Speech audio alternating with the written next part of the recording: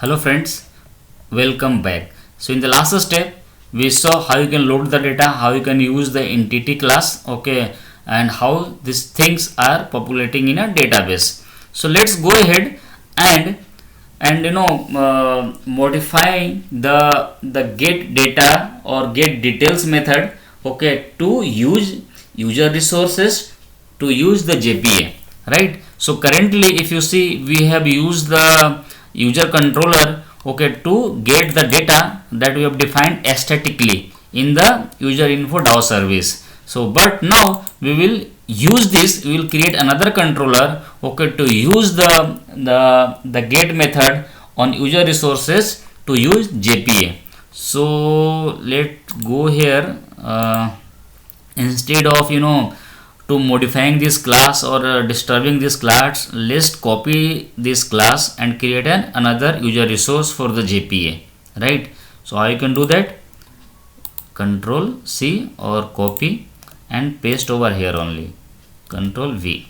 So while pasting, it will ask for the name of that class. Sorry, I am giving in the wrong place. So controller is over here, we need to create a controller, right? The user info controller, right, or user controller. This is the one which we have been using, right? User in controller, correct, user DAO, and this is what we had created for the first time to get the threshold. So ignore this. Okay, so this is what we have been using so far, right, to get the static data and perform the get, put and delete operation, right? So Control C, Control V, it will ask for the controller. So let's create user. Since we are using the JPA, so let's give the user JPA controller. Okay, so now we'll work on the user JPA controller, this class, right? So instead of using the same resources, so let's give another resources so that it will not conflict to our existing one. Okay, so users, let's say user JPA slash users. So I am giving the JPA in all the paths. So whatever the resource we had created, Control C, Control V, Control V, okay, Control V, just to bifurcate so that it will not disrupt the existing one. It should not collide, because this should be unique, right, if you are using this. And thereafter will not using this user info DAO service. If you are putting this, that's not an issue, but what we will be using, we will be using our JPA repository, okay, to interact with the database and to get the data whatever we required, right? So let's take an private one more class, or it would be interface actually, user JPA repository, okay, and let's create a object of repo.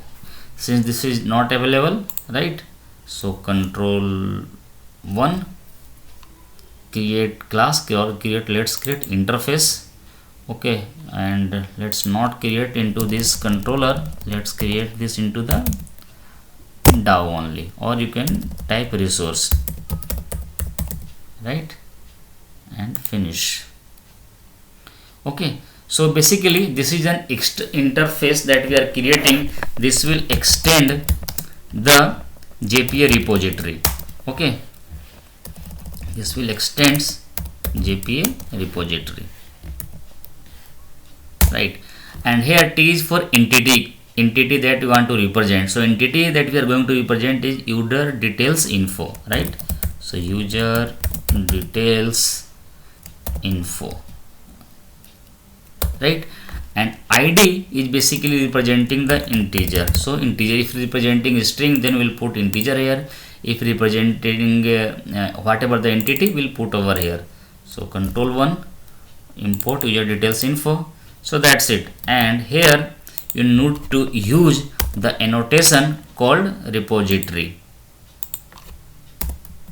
Annotation repository. This will include all, like annotation component, annotation configure. If you go to inside to look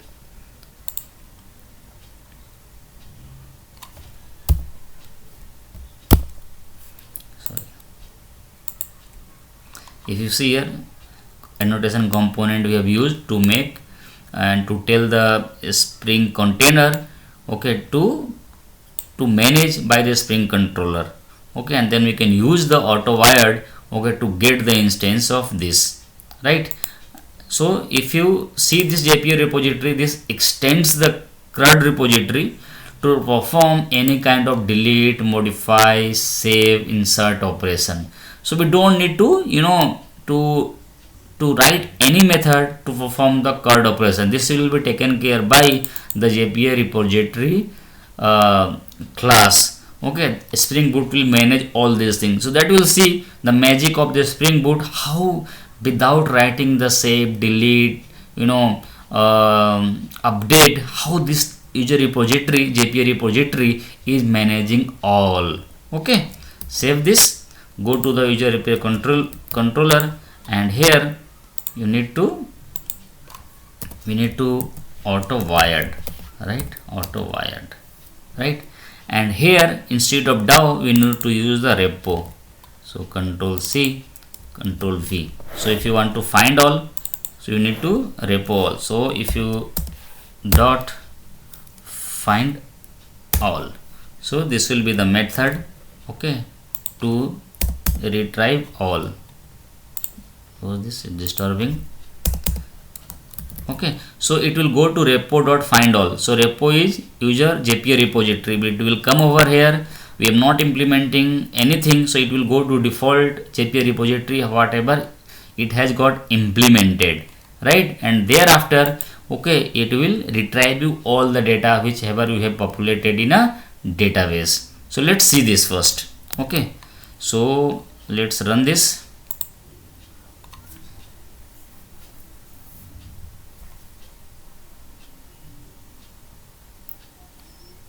Done.